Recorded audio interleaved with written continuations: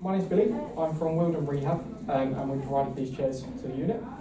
So I'm just going to run through a couple of the features just so you've got a basic idea of what chairs can do and what things can be added to them if they're going out to community and if there's anything you think could be added to them. Okay? So this is the several cutting chair. Some of you may have used them already, some of you may not have seen it. So it's a fairly standard chair, most people are aware. They'll do most things that a normal self-propelling chair will do. The difference is this chair has got a Harmony backrest on, which is a firmer foam backrest. This is for hospital use. Out in the community we use a tension adjustable backrest, so it's got 6 straps along the back that can be adjusted for the tension. Now the only reason we didn't have them at hospital is because your infection control team didn't like them. So the straps on the back can just harbour germs as such. So we work with these ones so you can use them again and again. Okay. On all of the chairs we've got here, we've got armrest lock kits. So what that means is that when someone's in the chair, the arms aren't going to lift up. Once we click those green buttons, the arms will lift. Okay.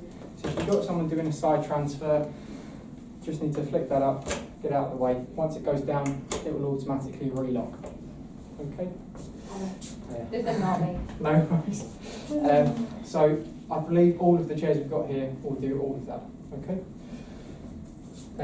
The seat module is fairly standard. You'll notice that you've got a couple of different options. So this one here has got an open front. We've got a couple with bridge fronts. So if you've got someone doing a side transfer and you don't want the legs going down the centre, I'd suggest using that one. Or if they've got particularly thin legs, I'd suggest using that one. Okay. We've got others that have got side openings, so left or right, and I believe we've got some rear openings as well. Okay, so in terms of if someone's doing their own bowel care, they like to be independent and do it themselves, then they can just go either side, their preference, or the rear, if that's easier to come in and do, say, peristeen or other bowel care management, then that can be used as an option as well. Okay, that's the main sort of differences we've got on all of the chairs here. We've got standard foot plates that are height adjustable. So if you take the green pins out, I'll use this one I've got here. If you take the pin out, what you find is it's adjusting like a walking stick. So once that's out, you can slide out and select the hole. So if you've got someone with longer lower legs, you can lengthen it, shorter lower legs, raise it up. Okay? And then just pop back in and lock into place.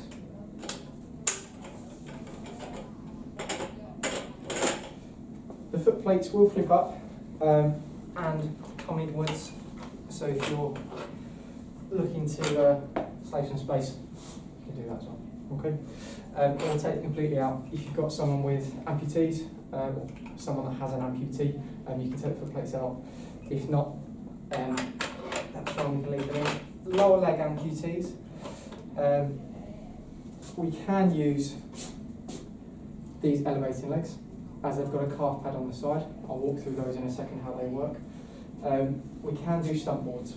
So if you do have someone that does need a stump board under their leg, that is an option. Obviously you may not purchase it just for their use in the hospital, but you're aware that they're available going forward. Okay. The only other differences on this chair compared to the probably the freeway we had before, the brakes are slightly different. So they will lock into place, but they won't. They haven't got 2 separate moving mechanisms. It's just the one. So it locks onto that bar, and that is the only adjustment it will do. So it just means they're less likely to slide forward and back and have to keep retightening them all the time. Okay. The hand grips on the side have got finger sort of shaping into it, so it should be nice and easy to someone to move once the chair's already wet. Okay. So just means if someone's got poor hand dexterity or they're able to grip but in the shower it's more difficult for them to push, it should make it slightly easier. Okay. That's it on that chair basically. I can run through accessories and such later on. The other difference to the freeway is the brakes on the front casters as well, Okay. Which is different to what we had before, isn't it? How did the ones on the freeway They work? just had the brakes on the big wheels, Just not had the ones on the front ones. Okay. Mm-hmm. So obviously if someone's doing it independently, they'd most likely just use the back ones. But if you're with someone, say it's their first time transferring onto the chair, you can click down the front two brakes, just for extra security. Say their first time, a bit unsure with the chair, you just want to make sure. Okay. With the back two wheels, if you've got them on, it shouldn't be moving anyway. Okay, so you don't need to have them on, but they're there as just a reassurance. Okay. If I move on to the tilting space chair, essentially the tilt mechanism is done with the two green handles underneath. Okay, if I come to the side, I'll just move this one out of the way. There is a tilt pedal on this right hand side. Okay, so when you're tilting the chair, you can push down with your leg instead of having to hop up and use your back. Okay, so it should just be easier on your backs and your arms when you're tilting people in that chair. Okay, it has got 40 degrees of tilt, so it'll tilt back quite far. Again, you might not ever need that much, but if someone does need that much, or if they go into a seizure or different sort of conditions, that can be quite useful to have that much tilt on. Okay, it will stop anywhere along that range. Is it recline as well?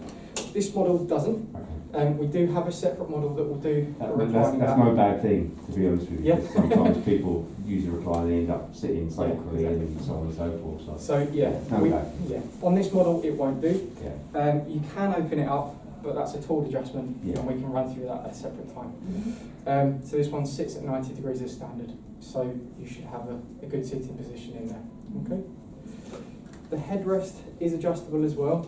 So if I get this onto camera as well, there are 3 green thumb screws on the back. This one here just does the height, as you can imagine, fairly standard. These other 2, if you loosen those off,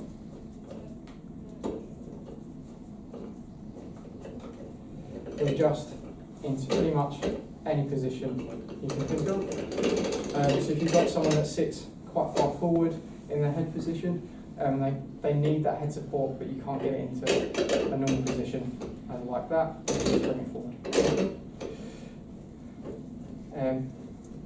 Apart from that, the headrest is a standard headrest. Okay. We have got on here lateral supports, so they will be able to flip in and out. So you lift from the bracket. So if I lift up from there, you can see this bit here will move, and it will flip back around and lock into place at the front. It will lock into place at the back as well. Okay. It can depend on preference when you're hoisting someone into the chair, which is most likely the case in the tilted space model. It may be a preference to take them out, so you're not hitting someone's back onto the lateral supports. It may be a preference to have them in to use as a guide to guide someone into the chair. Okay, that's kind of completely up to you guys. What you find most comfortable when you're hoisting someone into the chair. Okay. These ones also have the armrest lock, exactly the same as the other one. Okay. What you just need to bear in mind is when the lateral support is in, the armrest won't flip up. Okay, just as long as everyone's aware of that. The seat modules are interchangeable, so if you do need a side access seat on the tilting space model, you can take one for your other chairs and put it onto that chair. Also for cleaning it, it's easier to get the whole thing off, isn't it? It is, yeah. I'll show you that in a second, how to get them off. This one here, we've got a commode pan in the back. Is it are we using toilets mainly? Yeah. Over the top? Okay. So we've got a commode pan if you need it. And it will just slide into the green brackets underneath. All of the seat models you've got have got those green sliders. So if you've only got, I'm not sure how many commode pans we've got. We've got three or four, I think. 3 or 4, okay. Yeah. So if you do need one, then they're available somewhere and you can find it into any chair. Okay. The elevating leg rests. If I just take the one, there are 5 positions that will lock into. If you hold it, lift, and sort of have your finger there as a guide, you can find the right position to go into. So there's a range of different positions you can have depending on severity of someone's knee, as in how much angle they can achieve. You may find if you're needing the elevating legs, it's mainly because someone hasn't got much knee movement at all. You might always need it in the highest position. Okay. The actual pad itself can be moved as well. So if you tilt it upwards, you can slide it into 5 different positions there. Okay, so if you just slide it up the pole, bring it back down again, it will lock into position, and likewise slide it down and lock into position. Okay. The foot plates on this model are slightly different to the ones we've got there. Okay, so these ones are angle adjustable plates and they're depth adjustable as well. So it does require an Allen key. So it may be that because this one isn't being used as much, it's not going to matter as much. But if you use a 5mm Allen key, essentially what it means is we can match the angle with the foot plate to someone's plantar or dorsiflexion, or if their foot protrudes slightly further forward, we can match that as well. Okay, and that's it really. You can put the standard foot plates onto this tilt model if you don't need the elevating leg rest. Okay. I think that is everything on these chairs. What I'll do is I'll just take off this seat so you can see how easy it is to get off. Just going to move it. Should take the brakes off. Pressure of the camera. So, once I get it off, I'll probably be easier to show you how to get it back on. So, there are 2 green clips on the front, both of which have a squeeze mechanism on the side. So, you'll squeeze the clip and it will become loose, and then you can lift it off the bar. Obviously, it will lock into place when it's back underneath as well. Okay, so you squeeze off again. Once it's off, you can just wipe it down with clean air wipes as you can with the rest of the chair. Okay, so nothing needs to be sort of chucked in a washing machine or anything like that. It can all just be washed down with clean air wipes. Okay. To get it back on, if you have the seat at 45 degrees, the silver sliders here will lock onto that back bar. Okay, so we have it about 45 degrees. Lock it onto those back bars. It should drop down. And what you'll find is it will find the slots in the front 2 brackets. Push it down. If I get the seat on right. There we go. And lock into place. Then you can do the clips back up again. Okay. So these ones are quite tight, which means the seat won't move on the frame itself. What we can do is loosen the brackets and move the seat by 2 inches forward and back. Now again, this isn't something that you're going to do very often at all. If you find someone doesn't land into that aperture correctly, and you find once they're sat in it, they've got quite an open or closed hip angle, and that's not comfortable for them, or you're concerned about that seating position, you can get a Phillips screwdriver, the quasi one to the 4 heads, unloosen the screws on the bottom, slide it forward, slide it back, tighten it up in that position. Okay. I probably won't go into too much detail about that because it's probably not something everyone's going to do. Okay. Has anyone got any questions on these chairs? Maintenance, do they take a lot of maintenance? Is there anything we need to look out for, wear and tear wise, or? Not particularly, no. So we've got a lifetime guarantee against rust and corrosion on the frames themselves. So it's a 316 stainless steel, and we offer a 5-year warranty on everything else. The other thing you may find maintenance wise, people pick at these often, but we can replace them. So underneath there are 2 screws, we can just replace the arm pads quite easily. Okay. The only other thing, I suppose these are made of the same material, if someone can reach that far forward. Other than that, there's not much to look out for. As long as they're cleaned regularly, then yeah, no issues. Right. Okay. Pop these brakes off, move this one out of the way, and I'll show you the other chair I brought with me today, which is a folding version of this self-propelling chair. It's not something that is going to be commonly used, but you may find that you have people ask about the chair itself. Okay? So the functions of the chair are exactly the same as the self-propelling chair I've just mentioned, but it will fold up so someone can take on holiday as such. Okay?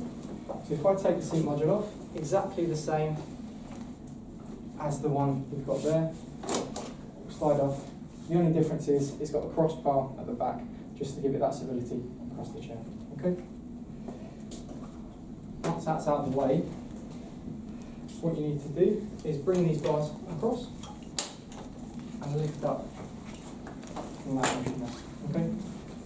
legs will come out. I should have put 2 on there, but there's the one. The wheels are on a quick release axle, so I can push that button in, slide the wheel out, and put it back in. The backrest can also be removed. There's 2 screws on the back. Once you take those out, the whole backrest will come out. Okay, so you can almost, depending on the size of your suitcase, fit in a suitcase. Okay, so if someone does need one on holiday and they can't find a suitable option abroad, they are available. Okay, or holidaying in England, if they can't find a suitable option, they are available. Okay? We get asked quite regularly about. Yeah, I think I'm actually seeing a gentleman tomorrow in Hull that come out of here, and he's already asked one. So, yeah, we shall see. Like I said, it's not something you're going to want here, but the option's there, and you can let people know that it's available. Okay. So do they go over to standard size toilets? What's the clearance? The model 2 what here or Yeah. yeah. Okay. So standard toilet is about 16 inches. Yeah. And this one will go over. Okay. They've got another 4 inches height adjustment on them. Okay, that's quite. So they're actually set on the lowest setting at the minute. Okay. Mainly because people transfer at a lower height. Yeah. But if you do need someone to go over a higher setting, Yeah. sort of toilet, Yeah. what you'll find is, if you can see the bracket Yeah, I axle can see plate that. here, Yeah. there's a series of holes a Yeah. bit higher up. That was You can take the the bolts out, I can show you that afterwards, Yeah. Yeah. Yeah. and put it into the higher holes or the lower holes to get a better position. Yeah. The wheels at the front will pop off like the foot plates, Okay. and then you can extend them as well. Right. Okay. Good. One thing you may want to do, again, it's probably not very common, you can pop the wheels out, raise them up, so you've got a ramp on your seat. Yeah. Again, not very common. I won't recommend it doing all the time. Obviously risk assessed and everything, Yeah. but you can get a ramp on the seat without That's needing to quite useful Yeah. actually to know Yeah. that, because we do have quite a lot that don't need a tilted space. Yeah. Might need a bit of Yeah. bucket. Yeah. So if we were doing it out in the community, what we'd probably do is get spaces underneath the seat module, so the whole frame is Okay. tilted. Yeah. But short term, that can be. Yeah. Yeah. Okay. Yeah. I think I covered everything. The only thing I will mention is we do have an assessment form. So this is something that we could give to you if you're doing a referral out. So probably not useful for everyone here, but if anyone is doing referrals, it will just run through everything that's needed for a community OT to then prescribe one of these chairs out to the patient. Okay, I will send PDFs through if I've not already sent them out before. Yeah. But again, it will just run through like the toilet aspect. I'm just going to find the page. It does have a little graph in here, a table I should say, a table in here to describe what height you need the chair compared to someone's toilet. So at the top it will have the toilet height, which you can measure, and it will correlate to the height of the shower chair. Okay. There's a few other bits in there in terms of arm height adjustment and other bits as well. Okay. So we can have a copy of that. can't we? Of course, I've got 3 paper copies here with me that you can have. I've been sent an email one anyway. We'll Yeah. just stick one over our freeway folder. It's just a central place to go there. No worries. Yes, we've got one for the self-propelling chairs as well as the tilting space models. Yeah. Okay. Yeah. I'm pretty sure I've sent these across, but that's just a copy of the pressure relief document. Yeah. So it's got just some white paper study evidence that this seat module, the shaping and the style is better at pressure distribution than some of the other chairs on the Some of your market, competitors. Yeah. including the freeway. Yeah. So there's just a table there just showing the different numbers in terms of pressure relief on the chairs. Yeah. Okay, Good stuff. Thank I you. think that's everything. Brilliant. Any questions Thank you. about anything? No? No. Perfect. Okay. That's Thank it. you very much. Thank Thank you. you. How do I-